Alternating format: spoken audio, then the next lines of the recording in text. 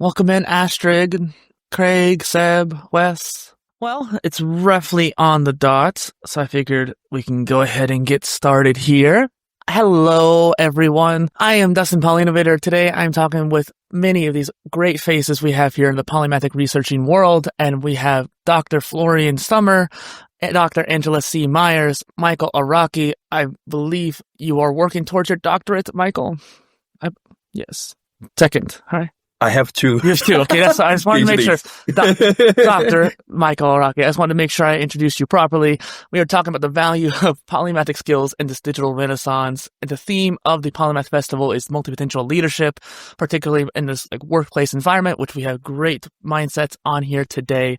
And so just to give you all a little bit of context of why I'm here to help you host this panel, is that I am a content creator for the last decade. I've created content around polymathy and how to try to live a polymathic life when it comes to just organizing your life through knowledge management. And I've also interviewed around 150 people who I believe live a polymathic life. And so that show, the Polymath podcast, is where I came from. And I figured let's go ahead and do a panel with some polymathic researchers as well. So highlighting those people, I get a chance to highlight these amazing people today. I always say, or they always say, never be the smartest person in the room. And I'm really glad today that I am not. Thank you all for being here. I am glad to be here. Thank you for that warm welcome, Dustin. Thanks so much, Dustin. Thank you. I think the best way... Thank you so much. Yes. I always got to remember the Zoom delay is crazy sometimes. The best way to get this going, I figured that some people coming in here, some people watching the video may understand who and each and one of you are, but if they don't, let's go ahead and give them an introduction on you and your work. I figured we'd go in the order of dissertation. So Dr. Angela, do you mind coming in here first? Yeah, and how long approximately should I take for this? I figured we can do 8 to 10 minutes each, so that way you get enough time, because given the long nature of this research, we have to have enough time to actually explain it. Okay. So I can go ahead and dive in. All right. Well, hi, everybody. I just want to first off give a shout out to Waka Samed and the Da Vinci Network for putting this together. This is such an important festival. It's the only one of its kind I'm aware of. So I'm so honored to be here. All right. Who am I and how did I get into this world? Well, back in 2015, so a decade ago, it's hard to believe it's been that long, but a decade ago, I started a doctoral program at George Washington University. The degree is in human and organizational learning. And of course, I had to write a doctoral dissertation as part of that program. And here it is. There it is. It's called In Pursuit of Polymaths, Understanding Renaissance Persons of the 21st Century. Available on Amazon if you'd like a copy, or ResearchGate for a free digital version. I feel like a commercial. But, I chose to study polymaths because it was the kind of person I want to be. And why do I want to be a polymath when I grow up? Well, I think it's a way to live a good life. I think it's a way to have an amazing professional experience. I think it's a way to help solve problems in intelligent, holistic ways. So I did a qualitative study using phenomenology. And the purpose of phenomenology as a research method is to understand lived experiences. So I had deep dives with highly accomplished modern polymaths, both men and women. And there were some interesting themes that came from talking to people and seeing what was common and consistent among the people that I interviewed. And just some quick highlights are, well, first of all, high level, it's not easy. We've lived in an age of specialization. So if you're going to go rogue and develop your own unique hodgepodge path as a polymathic professional, it could be an uphill battle. Now, I think there is some culture shift that's happening, thank goodness. When I started this work back in 2015, most people did not know the word polymath. There was no Polymath Festival. So we've come a long way. Oh, I also want to mention back when I started this, there was very, very little written in the academic literature on polymathy as a human phenomenon. A lot of what was written was on individual polymaths from history, eminent creative geniuses. There was some theoretical stuff in the literature, a little bit, but there was also Robert and Michelle Root Bernstein. And I want to give them a major shout out because without them, I don't think I would have been able to do my dissertation. There would have been like almost nothing. They're not here today. They're traveling, but Robert, I consider him kind of the forefather of polymathy studies. I really wanted to study, though, modern people. A lot of what was looked at in the literature was about people from history. And polymathy was really associated with eminent creative geniuses. And I thought, well, why can't modern people be polymaths? Do you have to be dead? Do you have to die to be called a polymath? And do you have to be a Leonardo da Vinci? Or is there some like scale? Is there some lesser version? Can you be polymathic? Is that a thing? And so I wanted to, my work, I hope at the end of the day that my doctoral dissertation helped modernize and democratize polymathy as a human phenomenon and to make it more accessible to real people. Because I think polymathy, like I said, it's not just a way to live a more authentic, curious, enriching life as an individual, but it also, the research shows that it really creates innovation. When you've got lots of toolkits across multiple disciplines, lots of broad experiences, you're able to be creative in ways that narrow specialists just can't. And God knows we need creative solutions to the difficult world we're in now, where there's so much complexity. So anyway, as for what was in the academic literature, thank God Robert and Michelle had written what they've written. For example, one of, I think, their more interesting findings was looking at Nobel Prize winners. Like if you look at who was nominated for Nobel Prizes versus those who won, what were the differences? And Robert and Michelle found that, well, those who won tended to have more broad hobbies. Interesting. There's something, by the way, called analogical thinking. Analogical thinking is when you take approaches, modalities, tips and tricks from over here and you apply it over there. That's a great way to get innovation. But that only is possible if you've had broad experiences. Part of why I really like polymathy and why I didn't study jacks of all trades and why I didn't study dilettantes is because polymathy gets at this idea of depth, that you're deep and expert in multiple fields, because that gives you a different level of capability, right? A different level of knowledge. So anyway, shout out to Bob. I've highlighted my dissertation. A few quick highlights. Like I said, it's hard. Doesn't matter if you've had a dysfunctional or functional family, you can still end up a polymath. Doesn't matter if you start out poor or rich, you can still be a polymath. And the identity piece is hard. A lot of polymaths realize they're this because they don't really fit in fully other places or anywhere. They can fit in a little bit in a lot of places because they're very diverse, but they don't really fit in fully anywhere. So that the identity piece is challenging. Okay, another takeaway I'd like to leave you all with is that some people, I know you all are here at the Polymath Festival because you care about this phenomenon. You probably want to live in a polymathic way yourself. And a lot of people think, well, that we really don't have any research. We don't have any. And that's not true. We do have some. I wrote right here in this room, right here, right now. I and Dr. Stummer and Dr. Araki have all written doctoral level dissertations on polymathy as a human phenomenon worthy of understanding. And I also want to mention that in addition to the three of us having written doctoral dissertations on this subject, that Crystal Haynes has written a master's thesis about how polymathic mindset and approaches are useful and powerful in digital transformation projects inside organizations.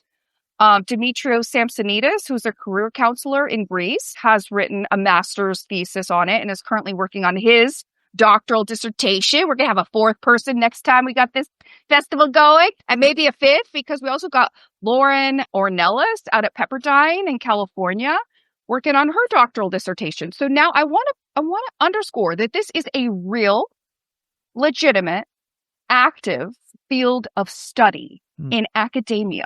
Okay? It's a real thing. And modern polymathy studies is a real thing. Polymathy studies, I'd say, has a subset, which is modern polymathy studies. It's a little bit different. When you look at dead people or eminent creative geniuses from history, that's one flavor, right? And it's worthy of understanding. But understanding how this applies to real people and in organizations, that's another through line I want to point out for us here, us academics in the room, is that although we have been in academia in our ivory tower studying, we also care about real world application. I would argue that all of us here are scholar practitioners, and we care about, well, how is this useful in the real world? And so one of the things I've done since I finished my dissertation and my doctorate back in 2018 is I've made this applicable for the real world by making an offer for businesses and having courses and innovation work and coaching and that sort of thing for business. I also have a Facebook community, by the way, called Polymath's Place, because I really did want to create a place. It's hard to be this way in the age of specialization, which we've existed in. So I wanted to create a place, and I did. I did that. What else do I want to say? So it's a real field of study. We need more, though. Like if you're in academia. Oh, sorry. Let me go back. I wanted to say I created work for business. Michael Araki wrote his doctoral dissertation on polymathy out of a school for entrepreneurship. And Florian wrote his doctoral dissertation on what help, and they're going to talk more about it, obviously, but what helps polymathic employees thrive or flourish or flounder in organizational settings based on leadership behaviors. So you could see we're not just like up in the clouds wanting to study something from the ivory tower. No, we care about how this applies and impacts our world. Of course, organizations and leadership, they have a real impact on the larger society. So there's real value in understanding this phenomenon. There's so much I could say about what the research, there's tangential research, like studying openness to experience, studying creativity and innovation. There are related fields, and there's so much I could say. If we want to get into further details, I could tell you about more studies and what's in the literature. God, Michael could cite the literature for you. He is like an encyclopedia of like what has been written. He is such a scientist. And so is Flo. Like if you guys want to nerd out on the literature, we could. But at a high level, I would say, this is a real field of study. We need more though. Especially, God, now AI is here. And in my view, the most employable humans are going to be polymathic generalists with an AI stack. So we need more research, especially as it pertains to polymathic talent and AI. Please join the field. Yes, that is a wonderful introduction, Angela. And I'm glad you were able to also bring in both of their works in there. I think that since you have such a wide network, you were even mentioning some of the people who are doing the research now as well, so becoming researchers. And one good point I think you made that we're all here for as well is talking about how to apply it into the real world. It's not just like you said in the academia world. Both Florian and Michael have talked about like the scale. You've talked about how to apply it, especially in the leadership setting. So there's a lot of real world application that each and every one of you panelists can help offer to the audience today. Now, Florian, let's go ahead and give you the floor to help introduce yourself here. Thank you so much. First of all, thanks, Angela, for all the cutest and all the wonderful building of the fundament I'm standing now on, because Angela is actually my supervisor. And I entered the field actually through an incident I had at my workplace where I was working at a hospital, and it was a very stringent and very, medicine and healthcare is not the best place to be funky and have new creative ideas when it comes to or thinking about being polymath. But there was a major incident where I understood that I'm not able to work in such places when I was forced to sit in an office and browse through forms. And every idea that I came up with was bashed back, like, nice idea, but we don't do that. So this was one of the first moments where I thought, why is this? Why am I like this? And for everyone out there who thinks that when you think that you potentially are a polymath, because we exist. And this is what research has proven more than once. So I gave it a go and contacted Angela, who did the first PhD in this field worldwide. And I was all more curious about the business administration side and what does it mean for leadership? What does it mean for employees to be like that?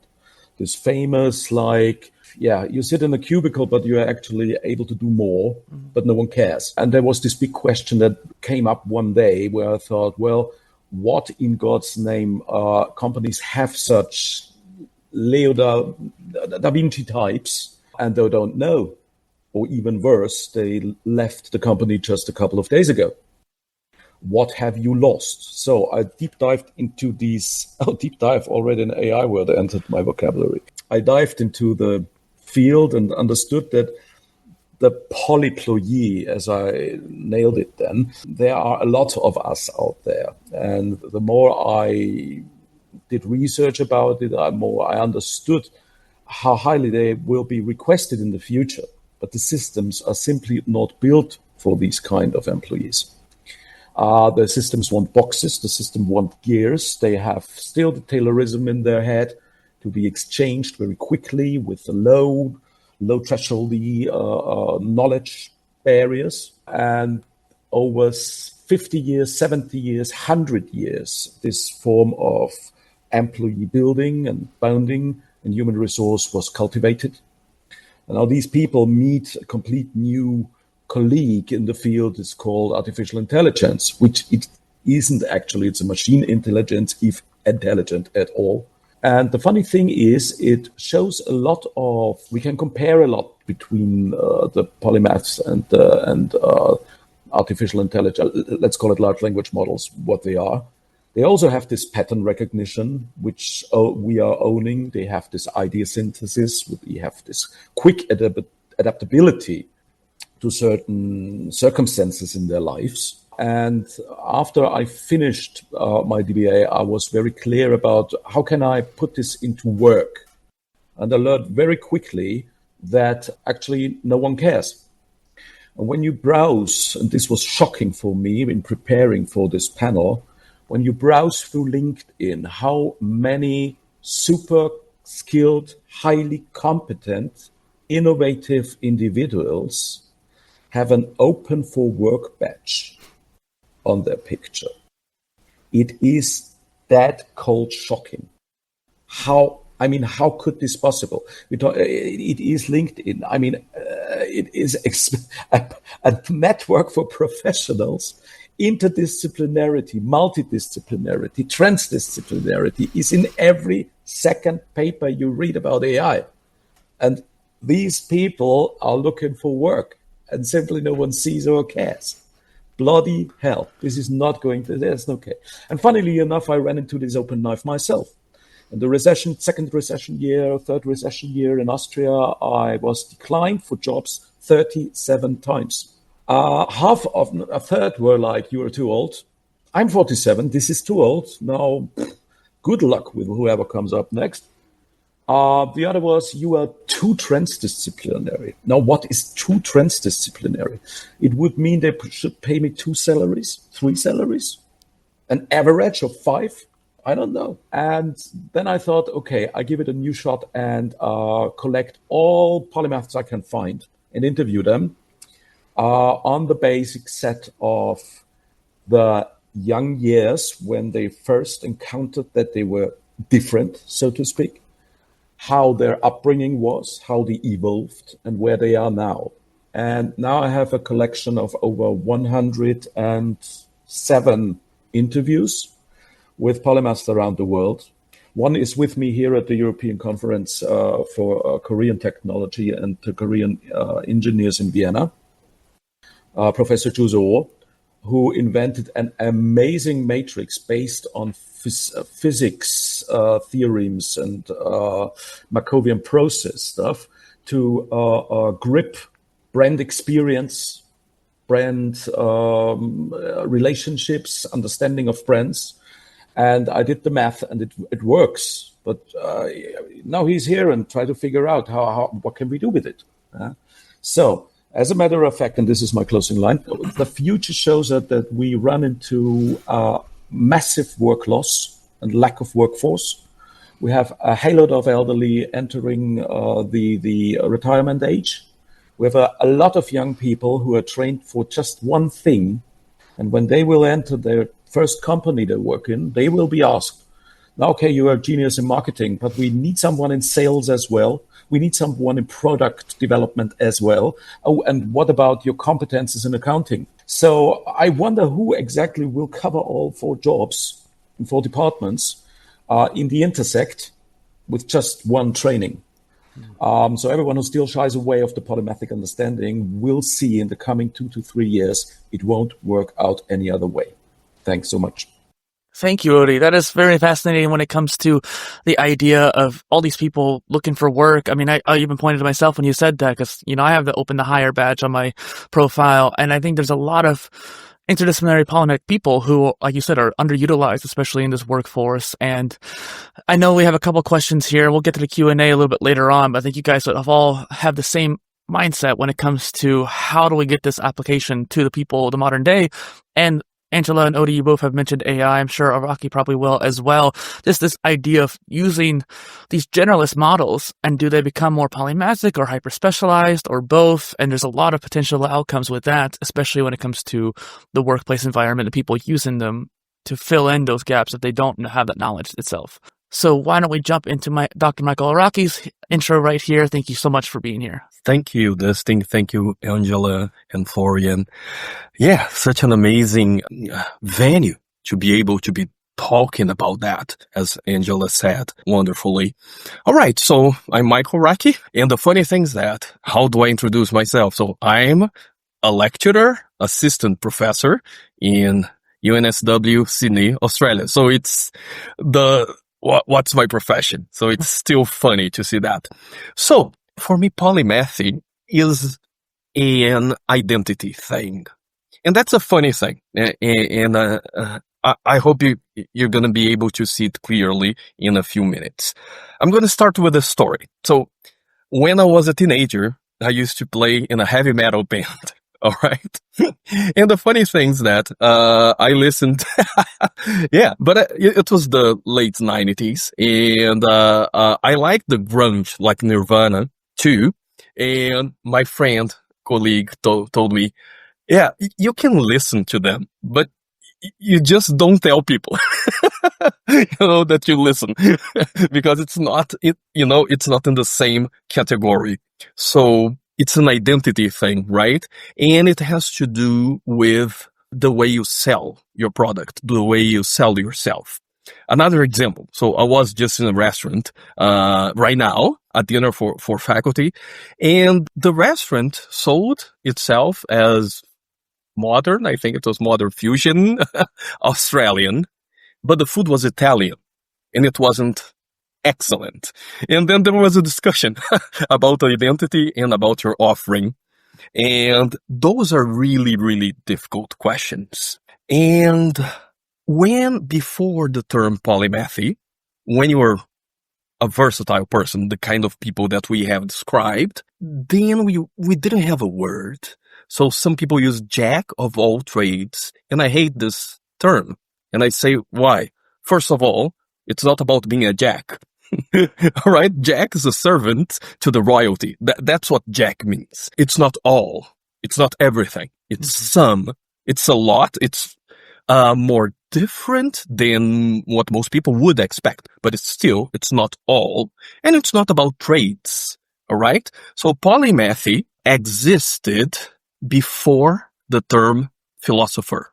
All right. So a polymath came before philosopher, and in my understanding, it evolved, of course, a lot, but it came along with the discussion of how to live a good life, which basically was taken by Aristotle, but it was 2-3 generations before Aristotle.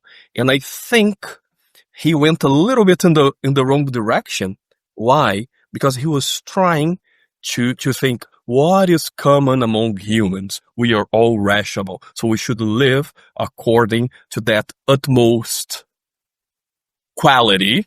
He calls ergon, the what you're made to do, and then everybody more or less should follow the same rules.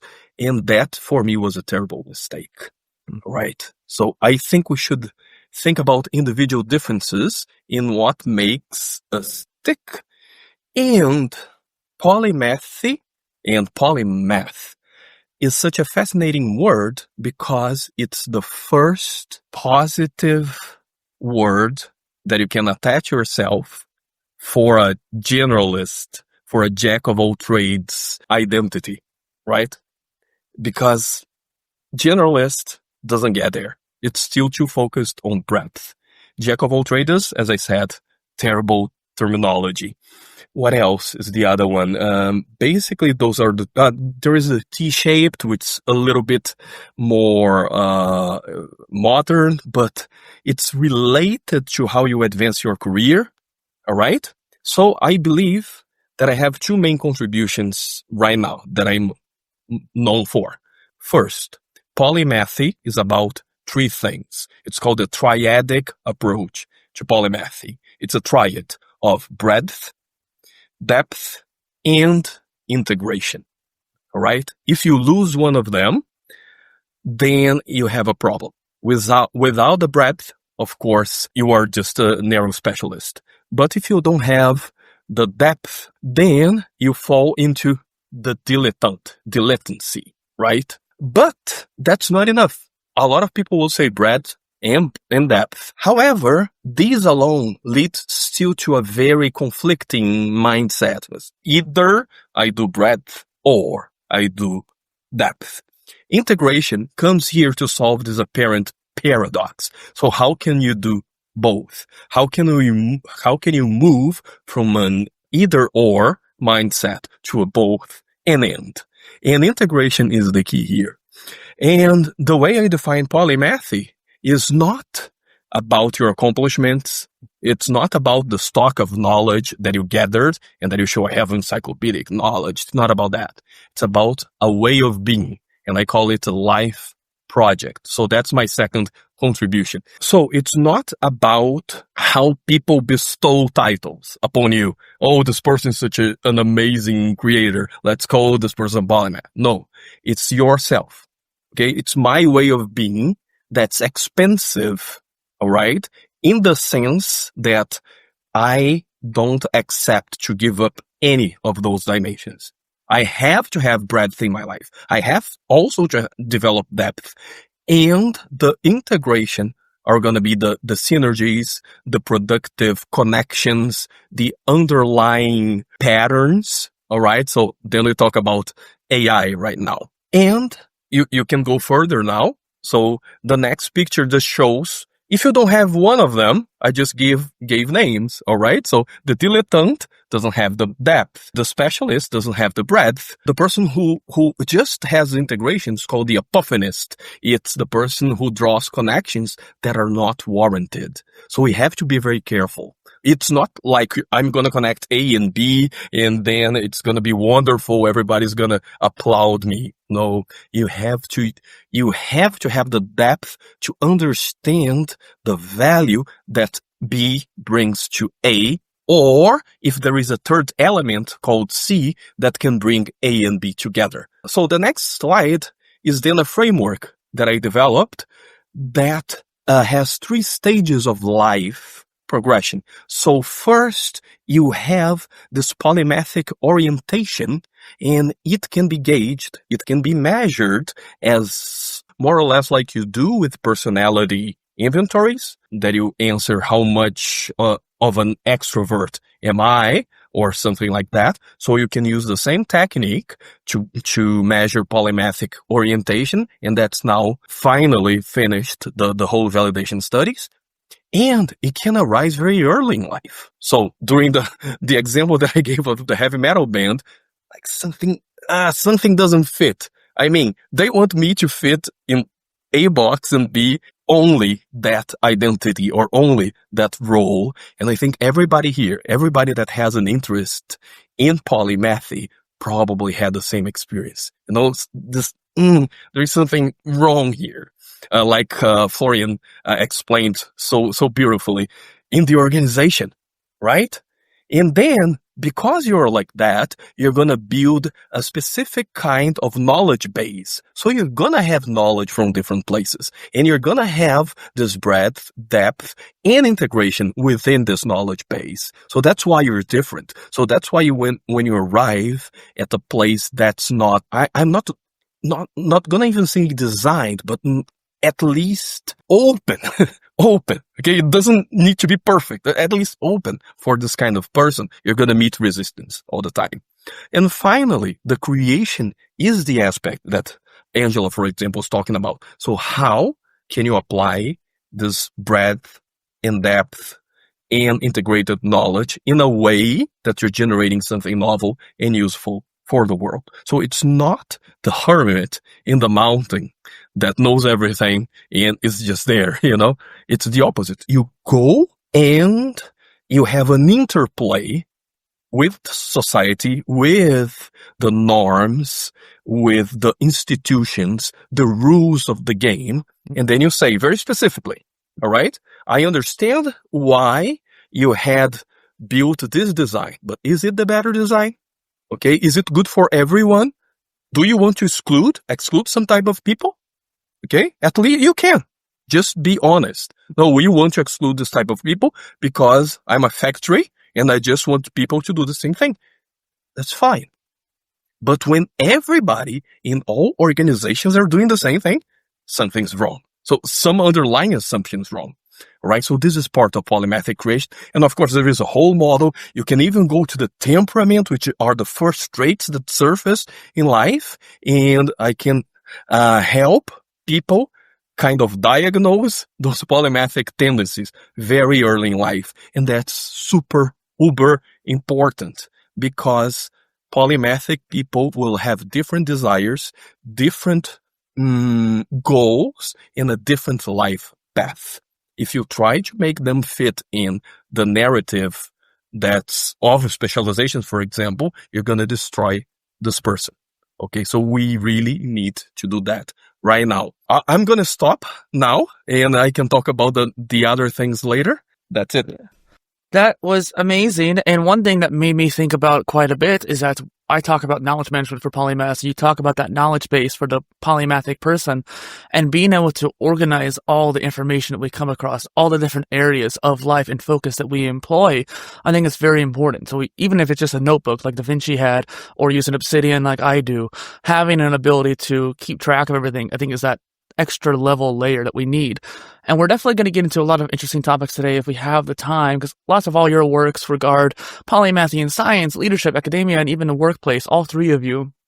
I think the next question that I actually have here, and Barry, we'll get to your questions here in a little while, but how can we establish polymathy more outside the academic world, do you all think, and like more of this day-to-day person environment? And Odie, why don't we start off with you, because I know that you were kind of mentioning that with the polypoly. Cheers, very kind. Might you show me, or might you show the slide I sent you? With my, after I crossed the 70, 80 interviews line, I started analyzing the whole thing again, like Angela and I did with phenomenology. And it came to my understanding that we have to rethink and reconfigure our primary point of view, our perspective on what polymathy in the 21st century is. And as Mike did a wonderful foundation in the last years to lay ground for further research, and that's why we will have 2 more doctorates in this field. We need an understanding of what the 21st century and all the development, technology development, and also the social shifts since the Renaissance had done to people. So I predefined a 12+1 dimension set. And the main thing I can tell you is that there was a major shift from the classical understanding of a polymath that we understand towards pragmatic and existentialism form of fluid identity. So the view of the being as a classical polymath was kind of, you were fixed from your existence in a certain structure, religious. It started in around Milano in Italy, very Catholic. So this was also very predetermined what you will be or what you won't be. There was a lot of fate and destiny thinking. Now this changed to an adaptive self-authorship style, because in the 21st century, you decide to a certain degree what you want to be and what you can be. From an epistemological point of view, it was like in the classics that a universal seeking for truth, because everything was strange. There was a secret in everything.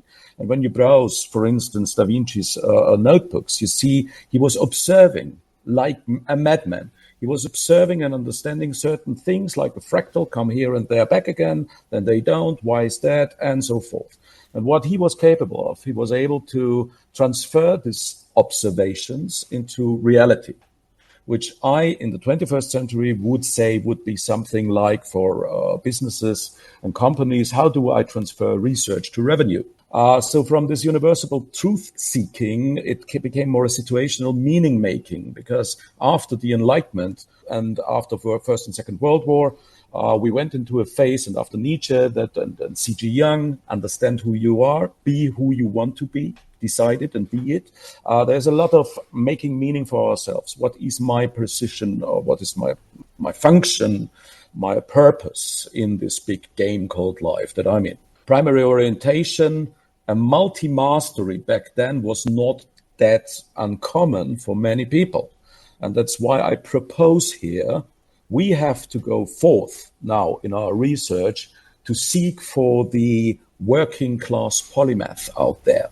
I bet that 90, let's go with Pareto principle, 80% of real basic inventions that we still have were invented by common people, women out there, because we have a lot of high-ranked polymaths who are mainly men. We have no idea how much contribution to polymathy by women was set in the last 500 years. So from this multi-mastery, we are in the 21st century now in the silos. The silos were built, the knowledge silos were built over the last 500 years. And now we sit on top and see each other's silo. We have to start building the bridges between these silos. So this is what transdisciplinary integration means. From the learning mode, now this has changed to a certain degree as well, because systematic learning was only possible insofar as systems were given. Think about Galileo Galilei. No one was really happy, especially in the Catholic Church, that suddenly human beings were not in the center of the universe and the solar system anymore. Now this changed dramatically. We live in agile learning circles. Even more now with AI, because we run into a phenomenon where everyone still don't understand what is it, what will it do with us? Is it smarter than us, really? How much do I have to know to cope with it or get along with it? Or it doesn't steal my job? So identity style, the same, static expert identity in the classic polymathy, but dynamic identity fluidity, which is also given to the fact that through a lot of revolutions where people were freed philosophically, religiously, sexually, can live their lives in the Western world. When I talk in Asia about polymathy, it is more like, yeah, of course, that's harmony. So they have a complete different understanding. For them, it is not clear why to separate understanding and knowledge. So this is a very Western thing. Social status, now you can read all of this, but the real thing I want to point out is the relationship to failure, because from fear to failure as growth philosophy was a massive change. And this is also something we have to keep in mind for developing the research field in the 21st century. And the foundation that Renaissance humanism, grounded in rationalism and Enlightenment ideas, was transferred now to self-determination and the upcoming technology. Now, neo-polymath with AI, a working class neo-polymath of the 21st century with AI, just in an experimental field. Now, this is something I would love to see in a special unit of, of a business, of a community, of whatever, NGOs, I have no idea. But what we need to understand is more what is the 360 degrees understanding of a neo-polymath? How do people perceive him? What do superiors say? What do the reports of such people say? What do the co-workers say about them? Do they fear them? I mean, to a certain degree, I have this understanding of AI takes over now a hell lot of jobs. And then we propose neo-polymath who work in this field. So how many of the co-workers will fear to lose their jobs to one of those people? And if you implement them at an intersect of 3 or 4 departments, what will you pay them? How do you? So these are all tiny bits and pieces we have to figure out in the next years if we want to deliver an evidence-based ground, an evidence-based foundation for making it possible to transfer and redefine HR systems, job descriptions even. Take some job description. The last 7, I mean, I remember when after the 30th decline, I remembered, okay, now I split it. I just tell them that I'm just in healthcare or just in business administration. Now, even that was too much. So that's why I say we have to step back and think about the working class polymaths out there, everyone who is in a transformation phase, who feels like the identification or ideation phase I'm in. I understand now that the persona that was put on me over years dissolved in the pandemic and afterwards. And now I see who I really am. And this is what I want to live. So it's a lot about finding yourself and what is the benefit for everyone around me and especially myself. And for these, unfortunate as it is, we need funding money. Without funding money, we can close all of this immediately, right now. Because why? Why? Simple reason, AI will transform this whole field before we can even step up and tell anyone, oh, we had a good idea how to use it, but unfortunately, no one cared. So the big question is, how do we get tiny funding money, even with 10,000 euros, even with 5,000 euros? You can do a lot in a company just looking for such people, just checking them and telling the HR, hey, you have one of us here. Let's do something with them. It doesn't matter what, just a comparison, simple things, you know. So building up this trust in the research we do, that it is not offensive, that we don't take anyone's jobs, but it is a big add-on for every company, for every situation, to have a neo-polymath as some guidance, as some, oh, interesting, you do it this and that way, and you don't fear, really? And I just tell you and do the rest of go out of the way and do it yourself. Oh, how amazing. What can we learn from this? And for this transformation, we all have to stick our heads together, because otherwise we will be lost. It's an interesting dynamic that you bring up, Florian, being able to help identify that polymathic person, the neo-polymath in the employees' work database, if you will, of people. And I know that both you and Araki have come up with a measuring system when it comes to your passive, limited, serial, proper polymaths, and Araki's passive versus creative charts as well. Both of which I encourage you all watching in to go check out and their research and their videos. I also came up with a chart myself that I just want to quickly share before I know you have to go. Just wanted to get your guys' quick thoughts on it. Essentially, while everyone here focuses on the polymath word, I think that's actually what we should be focusing on. I wanted to give people a trajectory from those other terms like jack of all trades. As Rocky, you astutely pointed out, it's not really what a jack of all trades is, it's what they embody in all these different areas. Okay, they're wide, they're breadth, especially the generalist. How does that lead into polymathy? And I don't want to get too much into this, but this is something I contributed to the field. I want to actually incorporate both of your guys' research. Florian, thank you so much. Mike, thanks so much. All the best to your research, Mike and Angela. See and read you soon. Sorry to have to go. Magnificent show, Dustin. Thanks a mil for setting all of this up. At some point, I'll have to have you guys all together. All right. Either one of you have an idea or the next way you want to answer the question of being in the workplace environment? So regarding your question about like how do we get polymathy outside of academia, which is a real, like that matters to me quite a lot. So there are a couple of things. Well, one of the things I did was I created an online community. So then anyone can join, we could talk about it, we could learn about it, we could connect. I think we also need to rethink education.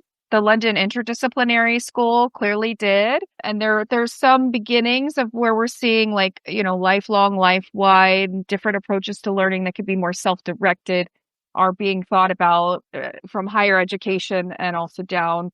Books, obviously, for popular culture helps. Videos, content creators, you and me, Dustin, over on YouTube and all the platforms, making podcasts and all that helps get this out of academia. Assessments like Michael Araki has made. And also, for business, one of the things I personally have done is I've tried to make this practical for business. It's one of the things I've been focused on these last few years is polymathic leadership. Because in my view, the way organizations are managed for specialized talent requires certain strategies to be effective. And when you're thinking about polymathic talent, they're a whole other kind of person, whole other kind of mindset. So they require different strategies for attraction, placement, retention, and development. And so while academia and like grounding what we know in real research is so important, we also want to make this practical and more widespread than just keeping it in academia. And I think all of us here and Odie before he left, we all care about real world application for sure. Michael, I'm curious what you think. Like how as an academic, if you have any, because you are such a scientist, you are such an academic, but I'm curious what your thoughts are like about getting awareness and application of polymathy outside academia. Yeah. In fact, academia is much more influential than people think. A lot of the books that people read, they think, oh, it's Malcolm Gladwell. He's an amazing storyteller and journalist, I believe, but he got the idea somewhere. Okay, generally, it's a researcher. So people don't notice, right? But there is a generation of ideas that is there, and it doesn't mean that just because influence is indirect, that it's not there. Like emotional intelligence. Did it have an impact in the world? I believe so. Where did it, where was it born? As an academic paper. Okay? And people don't know these guys. They have no idea.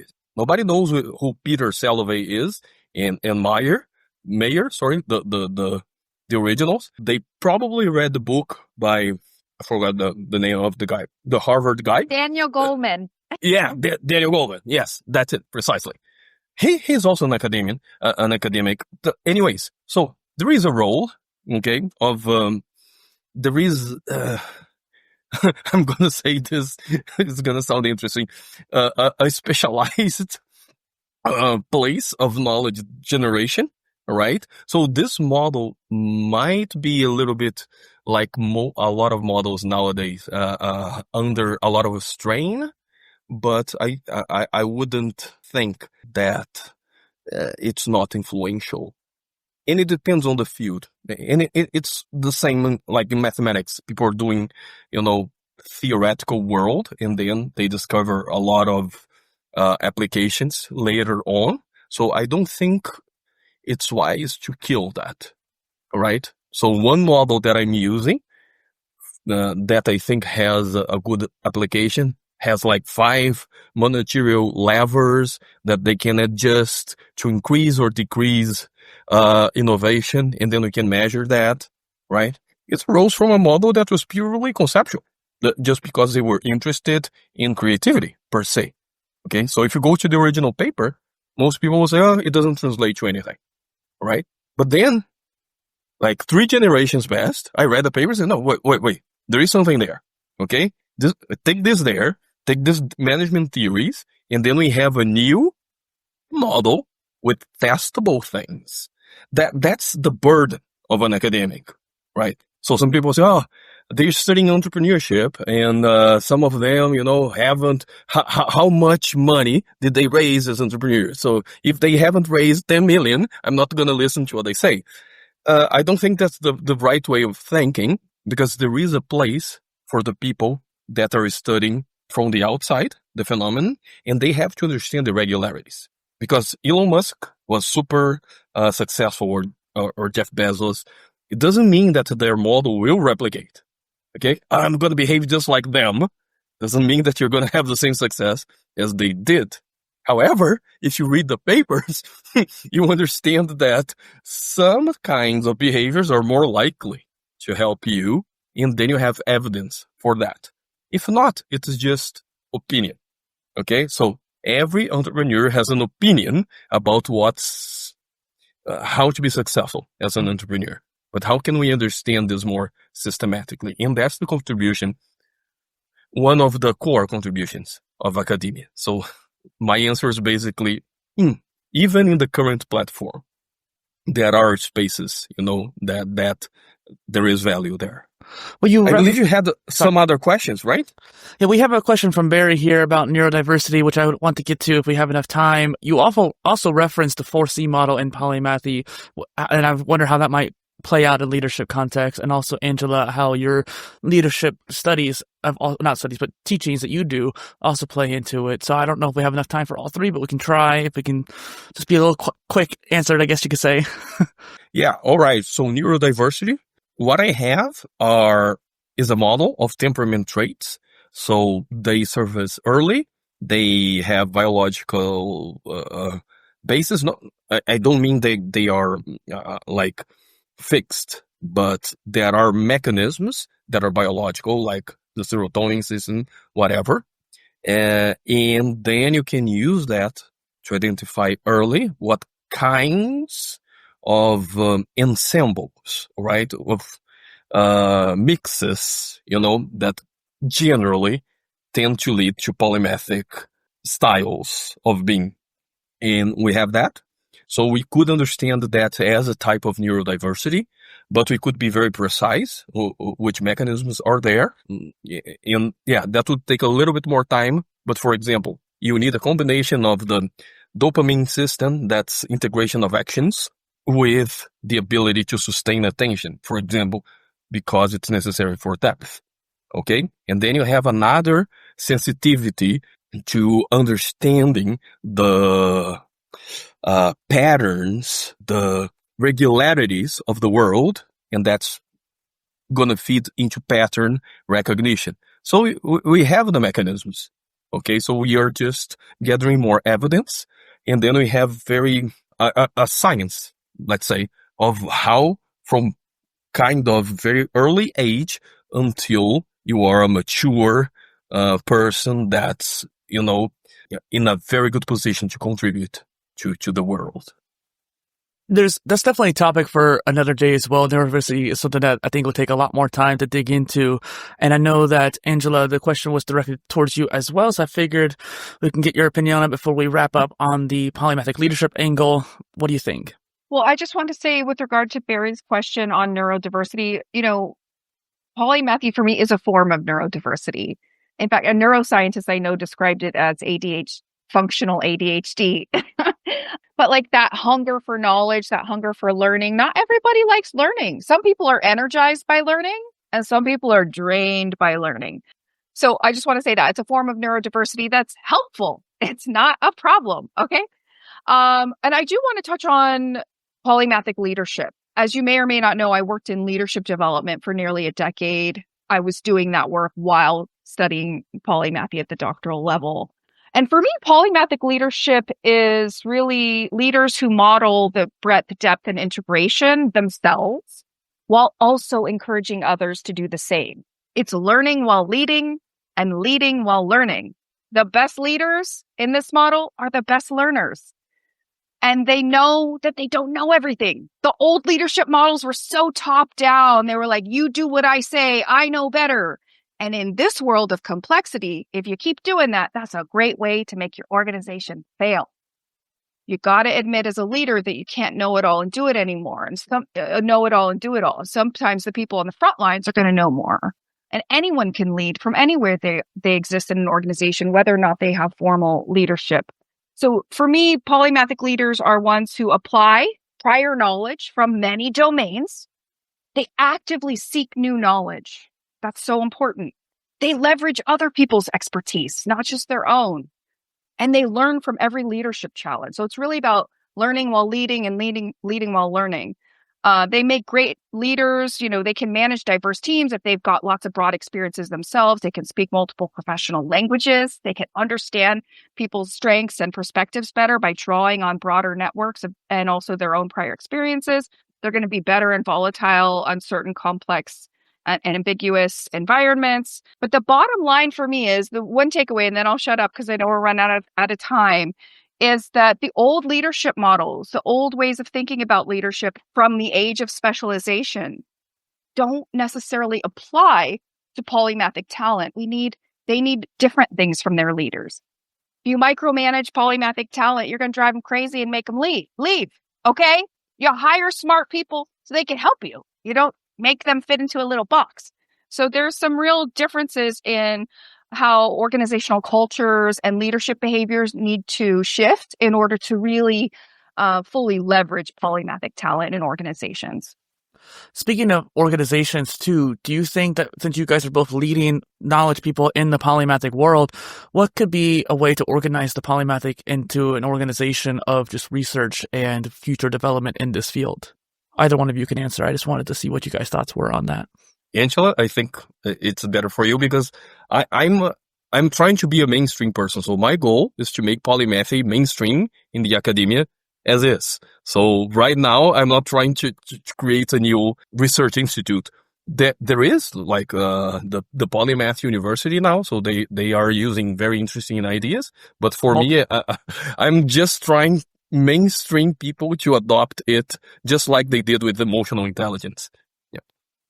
And I think what we're doing here, like bringing the people together, networking us, that's been one of my goals from the beginning, was really to not compete with people in the space, but to collaborate and to create like hey, we're all on the same team. Because at the end of the day, this is not so much about like my ego or my business. This is like, hey, this is about human freedom, human potential, self-actualization, authenticity, curiosity, bravery. Like this is about our potential individually and collectively. And oh, by the way, if there's anyone on planet Earth who's going to solve the meta crisis we're in, it's the polymath. The nerds will save us. Okay. So this, in terms of how we organize, I think we're doing it. You're seeing it. Like it's emergent. I don't know, like if I could do it all and figure out everything and like how to support polymaths and snap my fingers and have it done, I would. That is really one of my life missions, is how can I empower and support polymath talent? Because what I learned from my research is, there are haters. When you're smart and capable, people might hate on you. Or organizations they just want you to fit in a box and they want you to do your job description. Yeah. Or, there's a lot of uphill battles to being a really smart, capable polymath in the world we've existed in. So I hope that one of my contributions is just really spreading awareness so we can appreciate this population more and empower them. Because I think when we figure that out and get it right, it makes our world a better place. Think about all the people who have made our world better in the past. The Leonardo da Vinci's of the world, the people who've made the broadest, most positive impact in our world have been the polymaths. So we've got to tap into them more and more. I agree. And as much as I hate to say it, we do have to wrap up here because I think there's probably other panels after this as well. But with all this in mind, we are in this time of a digital renaissance of sorts. And the theme of this conference is multi-potential leadership too. So I'm grateful that you all three of you, even though Florian has left, has answered that question so beautifully and just astutely. There is this thank you also to the Polymath Festival by the Da Vinci Network and Waqas Ahmed for setting this all up. And Angela, the matron of polymathic researchers, thank you for, bringing in Dr. Michael Araki into this and Florian into this conversation as well, because you were able to lead into help me as the host to lead them in. So once again, this is Dustin PolyInnovator, Dr. Angela C. Myers, Dr. Michael Araki, and Dr. Florian Stummer on this lovely polymathic research panel. Thank you all for being here. Thank you, Dustin. Thank you. Thanks, everybody. Thank you. Dustin, in fact, they told me that we can keep the room open. Okay. So if the people from the attendance would like to ask something, I don't know. I'm happy to, because there's more that I figured we can go into, but at the very least, we had ended the main portion of it, and they could probably just cut out the rest of it if they need to, or we can make this into clips afterwards. If anybody watching in has a question they want to be answered, we can go ahead and do that. I also want to shout out the Root Bernsteins once again for being early to the polymath endeavor in academia. Obviously, we want to make sure to get plenty of shout out. You're amazing. You're amazing. And thank you, Dustin. for hosting us. It was great. I think that we definitely need to do it again because having all three of you, one thing that I wanted to do on the Polycast is actually have 2 or 3 guests at once and seeing the dynamic of how both of their polymathic lives overlap and separate. And this was a prime first chance for me to do so because each one of you has leadership aspect and measurement of polymathy aspects and how do we quantify that, and I really love that angle and it's really curious to see how they overlap. No, sure, yeah, and that's it. So as Florian said, so there are all those problems, but if we don't have an instrument to assess people, then like how can HR do anything? You know, and they need some kind of authoritative, method to do that because they have a boss. And the problem about organizations is that there is a imbalance between 2 types of errors, okay? One error is the error of commitment, right? And the other error is the error of omission. So one error is that you do something wrong, all right? And that's the error that everybody's trying not to make, all right? And the second one is like you are omitting the best solution. So for the hiring person, it is much easier to hire a person that will do a good enough job because then if, something bad happens, they can wash their hands, like this person came from a top school, top CV, has everything, like it's not my fault, all right? Even if there is a better option there. So it's very common to make errors of omission, all right, and just settle for whatever is okay-ish. However, we know that when you keep doing that, you are less innovative and eventually you're gonna die. Like most of the companies have died precisely because of that. But it's very difficult to be proactive because you have the burden and you have a very strong incentive not to be the person that made the mistake, the costly mistake. So it is hard. Angela, what are your thoughts too? Yeah. So some jobs in organizations, especially when you look back into the past, some jobs really do require specialized talent. And people really do just do what's in their job description. And if you micromanage them because they got something wrong, maybe that's an appropriate strategy because there are right and wrong answers in accounting. Okay? Some jobs do require routinized, predictable behaviors. But some jobs don't. Some jobs where you're innovating, where you're having to create, where you're having to modify, where things are not predictable, you need people who are good at learning. You need polymathic talent. And oh, by the way, guess which jobs are getting automated by AI? The routinized ones. Specialists. We were the specialized jobs. We were robotic. The age of specialization turned us into robots. And now we don't have to be robots anymore. Isn't that nice? But it's sort of the age we're in is kind of calling upon us all to embrace our own polymathic, capacities. How can we learn, unlearn, relearn? Because information grows. What we know changes. How we do things change. So this core competency of being able to learn is so important now in the age of AI. Yeah. If I would add like one takeaway from the organizational discussion is that there is a ultimate necessary need to challenge the silos, okay, break, perhaps re-silo, but then we need to reorganize. So one thing is like you have a library, okay, behind you. One thing is to organize the books. And the other thing is you can only read the books in that section, right? That's siloing. Organizing is very productive. The division of labor is very productive. The thing is, it generates those gaps and you need a polymathic mind to see where the gaps are and reorganize, break the silos and say, okay, perhaps we can solve this by bringing those together or having a third type of organization that might be just for that project. So there are ways of doing that. in the current organization, that we can make an impact, I believe, right now. So I don't think that we need to go for completely disruptive solutions all the time. Okay. So there is a space, it's not easy, but there is a space right now, wherever you are, to, suggest those things, being very careful. Of course, the degree of voice you have depends on, the role that you have, your leadership, your organization. But I wouldn't be too negative, okay, about that.